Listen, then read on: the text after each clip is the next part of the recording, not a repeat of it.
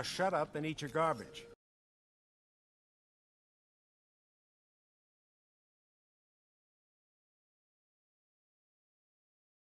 Is God. Individualism is a material, sensorial, biological notion which we can conquer through the expansion of consciousness. We have an obligation for the evolution of our species.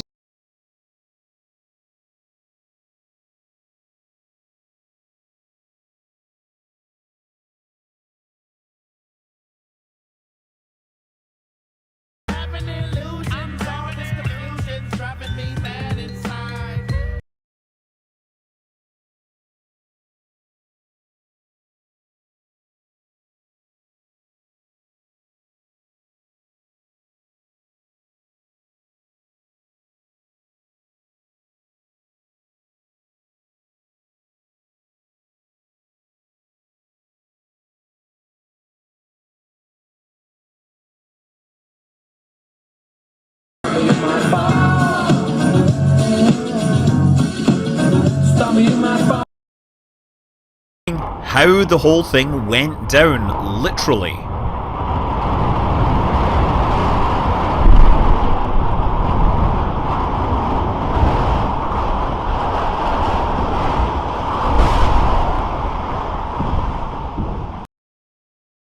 I wag for no man. Everywhere. They all know Gary. my name. What? Nobody likes us. Nobody. Why are you messing with the fantasy? We know about the reality. Don't ruin the fantasy, okay? My feet are strong. You got any biscuits for sale in there? Everybody, yeah! Yeah! Oh, yeah, we love it. Hey! You call this slop? Real slop has got chunks of things in it. This is more like gruel. And this Chateau LeBlanc 68 is supposed to be served slightly chilled. This ain't room temperature. What do you think we are? Animals? I am serious. And don't call me Shirley.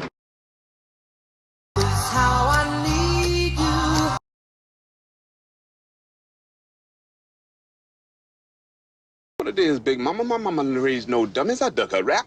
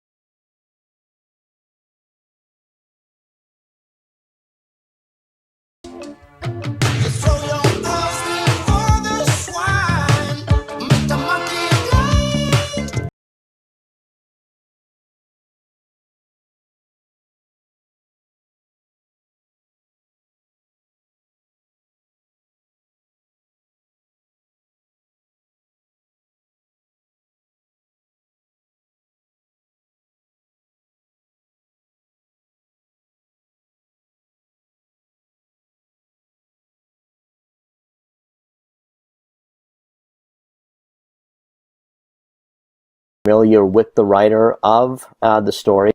His name is L. Frank Baum, and he was actually a member of the Theosophical Society, which is none other than the teachings of Helena P. Blavatsky, major New Age teaching, and it seeks to extract the common roots of all religions in order to form a universal doctrine. So he was a big part of this society.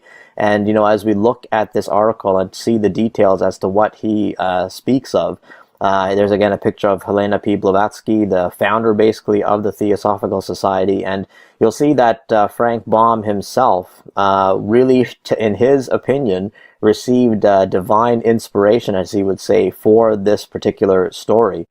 He became a member of the Theosophical Society in 1892, and it was in 1890 that The Wizard of Oz was published. And when asked how he got the inspiration. He says that it was pure inspiration. It came to me right out of the blue. I think that sometimes the great author has a message to get across and he has to use the instrument at hand.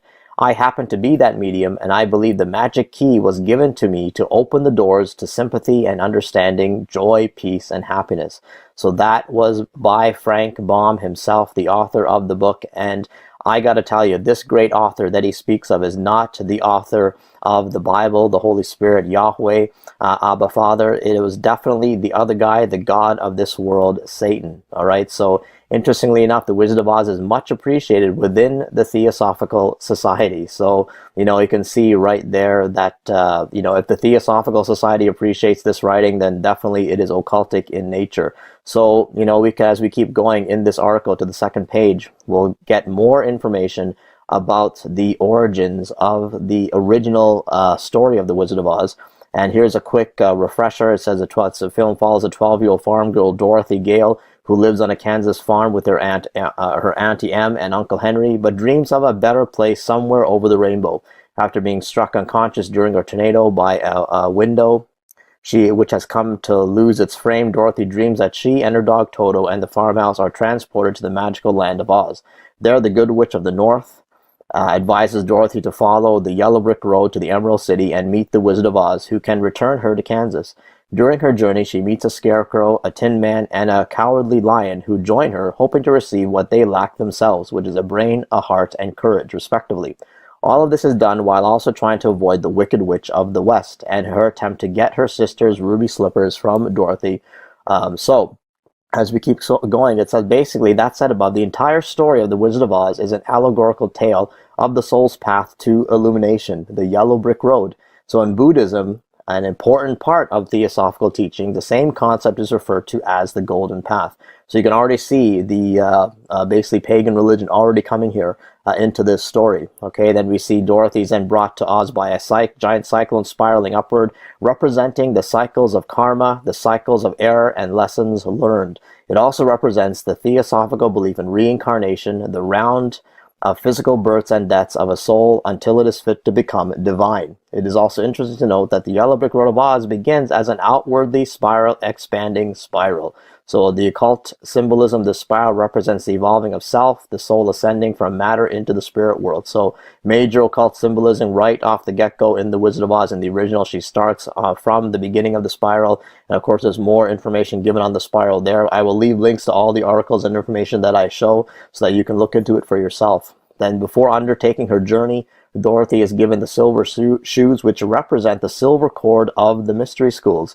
Okay, in occult schools, the silver cord is considered to be the link between our material and spiritual selves. In Frank Baum's own writing, the silver cord of astral travel would